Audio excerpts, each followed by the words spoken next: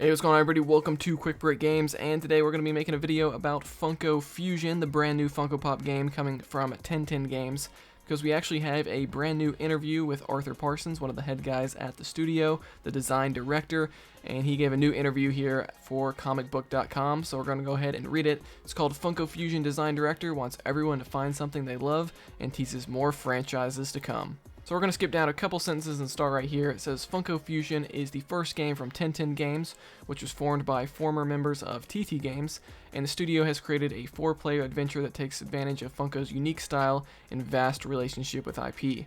Franchises like Master of the Universe, Jurassic World, Umbrella Academy, Chucky, and more will be in the mix, but that's just the start. Comicbook.com had the chance to speak with design director Arthur Parsons all about Funko Fusion, and they are making a game and experience that gets everyone in on the fun.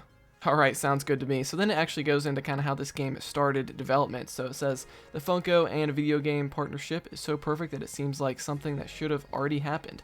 That's what we thought in June, July, in 2021. It literally was a piece of paper. We thought that there was an opportunity with Funko that it could become the next big video game franchise, because the great thing about Funko Pops, if you're into them, which obviously I am, you can see the great thing about Funko Pops is that they give you the ability to celebrate the things that you're into. And then we're going to skip down to this paragraph where it says, and for us, when 1010 Games first came about, it was like, what are we going to do? We had this great vision, John, myself, and Paul, of forming a new studio and doing something that is kind of in our wheelhouse. Parsons said, John's obviously the original founder of Traveler's Tale, TT Games.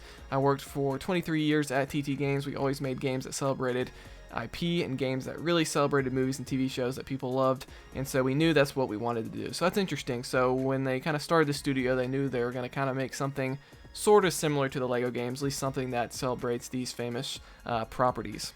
So then the article goes into why they chose Funko Pop for their next game. It says, and then we were like, we have to work with Funko because they have this incredible aesthetic that could be something exciting that brings something different to the table in terms of not just the visual aesthetic, but it's like there's something undeniably cute about Funko Pops. There's also the actual anatomy of the Funko Pop, means that we can have a lot of fun there. Because they've got big heads, they've got small bodies, we can add a lot of humor into the game that's almost unwritten. It naturally comes from that sort of anatomy, which I think is really cool. This kind of speaks to the lack of voice acting, because Funko Pops don't really have mouths, so it's going to be sort of like the old Lego games. We've talked about this before in the channel, where they kind of have to use visual humor instead of, written dialogue. So it's going to be really interesting to kind of see that in play, and he's definitely talking about it there, just with the anatomy of the Funko Pops. They can definitely make a lot of jokes around that. So then he goes into sort of the target audience of Funko Pops and how it's kind of a wide age range. You have very young people into them, then you have older collectors and everything like that, so that's very cool. Let's skip down to when he talks about the franchises here.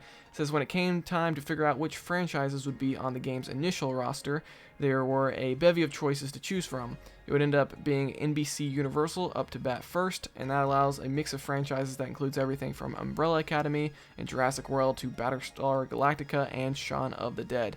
Interesting there when he says when it came time to figure out which franchises would be on the game's initial roster. So to me, that almost screams like, I don't want to say live service, but it definitely seems like there's going to be some post-launch support to this game, where there could possibly be more franchises and characters added later. So let me know what you think about that. So then we're going to skip down where it says, and then we sort of pieced together the IP roster. It was like, this is great. We've got horror franchises, action franchises, we've got the kind of more fantasy cartoon elements in there, we've got the big budget action sort of blockbusters. We've obviously revealed, I think there was 9 different IP that were revealed in the teaser, but there's a whole roster of other IP that we've yet to reveal. So very interesting there. There's going to be a lot more coming to this game, which is very exciting. I know a lot of people want to see Disney in there. I don't know if we should expect Disney. I mean, obviously that would be huge, because then you have Marvel and Star Wars and everything else. That would definitely be huge. They would really be hiding a lot there. So I don't know if we're going to have Disney in there, but it will be interesting to see when they reveal the next set of IP that are going to be in here. So let's continue on. He says, I think when people see that mix, you'll find that there really will be something for everyone, and that's the great thing about Funko Fusion. We can all play together, but we can all celebrate the things that we love that someone else maybe doesn't love. I can be playing as one of my favorite Masters of the Universe characters, with someone that has no interest in that franchise but loves Umbrella Academy, and so we're going to be bringing people together into, I guess, that social hangout, which is what games are becoming now, and they can all celebrate the things that they love. I think that this is just a really refreshing take on video games.